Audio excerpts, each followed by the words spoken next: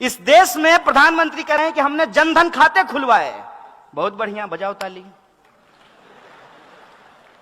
और खाते जब खुलवाए तो 500-500 रुपया आपसे डलवाए। देश का पॉपुलेशन प्रधानमंत्री हमेशा बोलते रहते हैं, क्या कहते हैं? 125 करोड़। अरे 125 करोड़ में से 50 करोड़ भी यदि खाता खुला तो 50 करोड़ गुना 500 रुपया कितना हुआ? जोड़ते रहिए, सुन्ना डालते रहिए।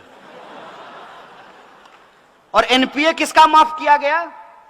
किसका कर्जा माफ किया गया? किसान का। किसका माफ किया गया? अंबानी जी का। कितना कर्जा माफ हुआ है सोच के बताइए। उसका फिगर आपको पता है? आपको घर में जितना कमरा होगा सब में भी रखिएगा तब भी जो है बाहर रह जाएगा।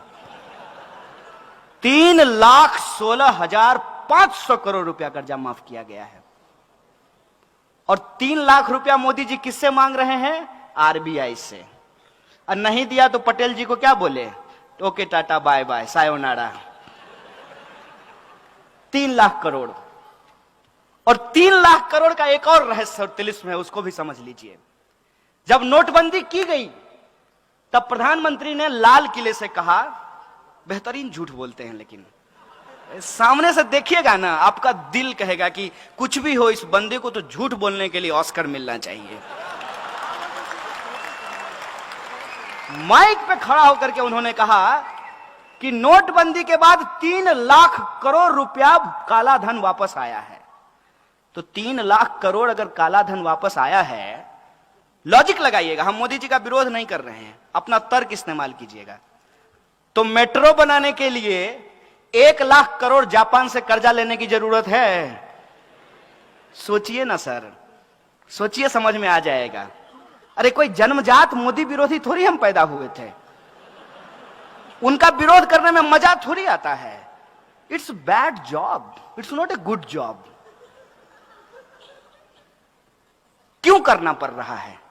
इसलिए करना पड़ रहा है कि बाप दादे ने जो पेड़ लगाए थे उसका मजा हमने लिया।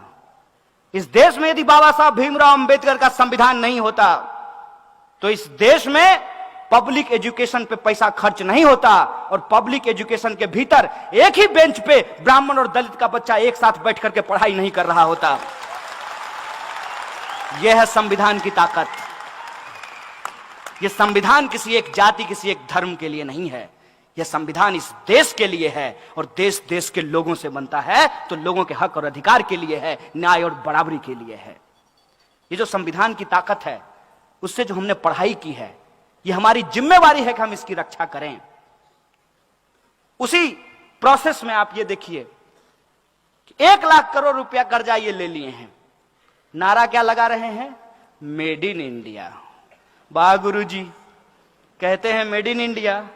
नागपुर में मेट्रो बन रहा है, कंपनी का नाम पढ़े हैं? कहां की कंपनी है? चाइना की है। आप सब लोग देशद्रोही हैं। कहां की कंपनी है? अभी आप सब लोग भी चाइना बोल रहे हैं। आप जी न्यूज क्यों नहीं देखते हैं? आप लोग जी न्यूज देखा कीजिए। यह है मेक इन इंडिया। क्या इस देश की किसी कंपनी के पास इतना स्किल नहीं था क्या? क्योंकि एक नारा है ना, स्किल इंडिया। तो क्या इस इंडिया में इतना स्किल नहीं था कि नागपुर का मेट्रो वो बना सके? नहीं था इनके हिसाब से। क्योंकि ये स्किल इंडिया नहीं है, इसका एस साइलेंट है, यह है एक्चुअली किल इंडिया। और नोटबंदी से इस देश के छोटे छोटे जो उद्योग धंधा करने वाले लोग थे, जो छोटे छोटे व्यापारी थे, उनके उद्योग धंधों को तबाह कर दिया गया और पैसा आपसे लेकर के पूंजीपतियों को दे दिया गया।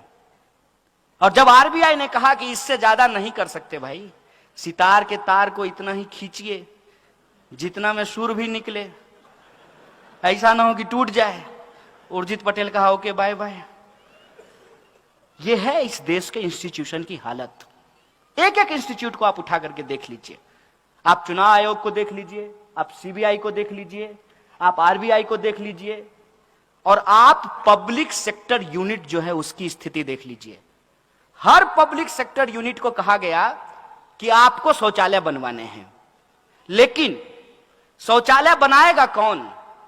आरएसएस के 600 संगठन हैं, 600, और किसी को ठेका नहीं देना है। किसको देना है? यदा सदा वत्सल्य, सुबह सुबह जो जाकर के करेंगे उसको ही ठेका देना है। और वो क्या किया? वो सुबह में बाथरूम बनाया, शाम में लेकर के घर गया। हम तो अब पूछना बंद कर दिए हैं कि 15 लाख हमारे खाते में आया कि नहीं आया। हम तो सिर्फ ये सरकार से जानना चाहते हैं कि जो बाथरूम आपने बनवाया उसमें पानी आता है कि नहीं आता है। जब लोगों को जोर से आ जाए तो पानी मिलेगा कि नहीं मिलेगा, हम तो ये पूछना चाहते हैं। किसी चीज का कोई हिसाब नहीं है।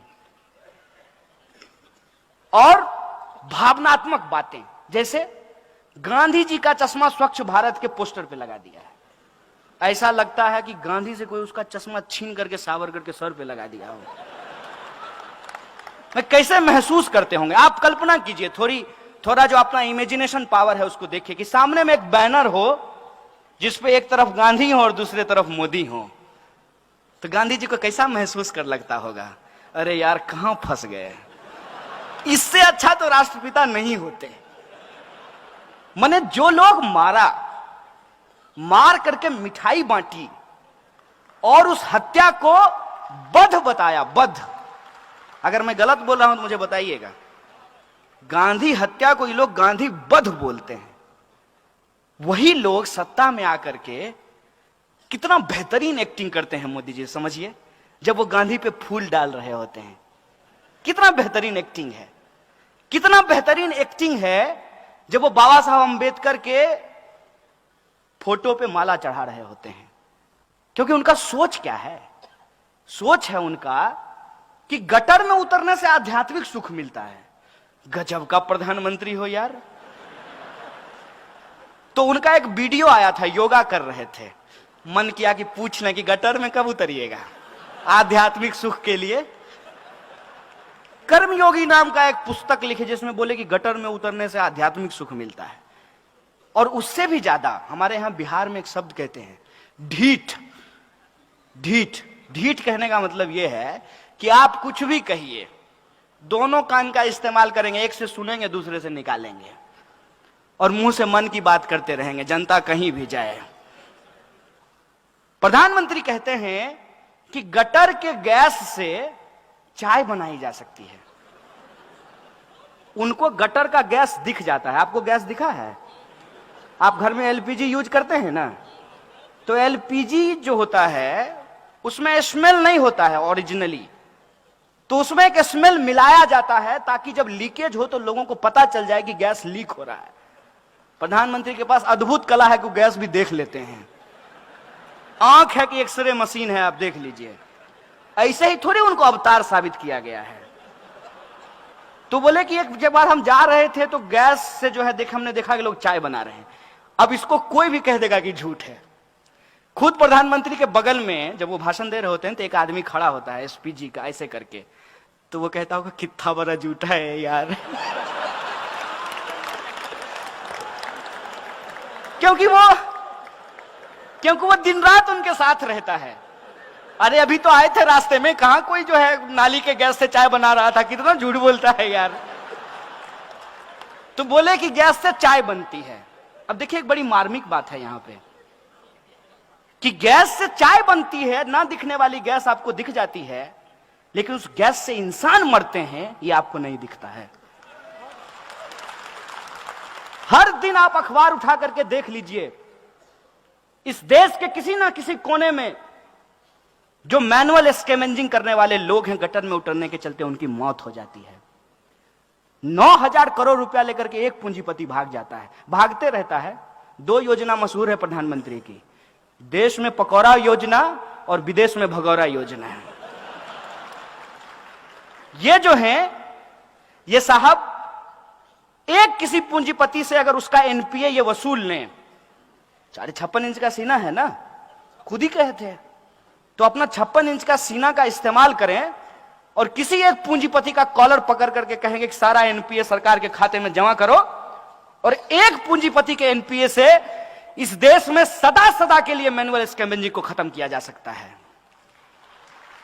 लेकिन प्रायोरिटी होगी तब ना। प्रायोरिटी जनता कभी थी ही नहीं। इस देश के दलित, किसान, मजदूर, आदिवासी, महिला, अल्पसंख्यक, ये इनके एजेंडे में कभी शामिल ही नहीं थे। और इस पे यदि आपको भरोसा नहीं होता है, प्रधानमंत्री का बयान जब वो मुख्यमंत्री थे तब का आप जाकर के सुन लीजिए। पैसा नहीं लगेगा, जियो धन धना धन। अब क्या वो बनाए अपने प्रचार के लिए, तो हम यूज कर लेते हैं अपने प्रचार के लिए। आप YouTube पे जाके सुनिए। 2002 दंगे के बाद जब पत्रकार ने प्रधानमंत्री से पूछा कि आप रिलीफ कैंप में क्यों नहीं जाते हैं, तो जानते हैं प्रधानमंत्री ने क्या कहा था? प्रधानमंत्री ने कहा था कि वो बच्चा पैदा करने का खान है, वहां जाकर के क्या करेंगे। ये प्रधानमंत्री के शब्द हैं। जिसको आप योगी समझ रहे हैं वो ढोंगी है, कंप्लीट ढोंगी है। और इसको मैं प्रूव कर सकता हूं कि ढोंगी कैसे है। सन्यासी किसको कहते हैं? मैं हिंदू धर्म पे बहस करने के लिए तैयार हूं। बुलाइए किसी भी आरएसएस के प्रकांड पंडित को, मैं उससे बहस करना चाहता हूं।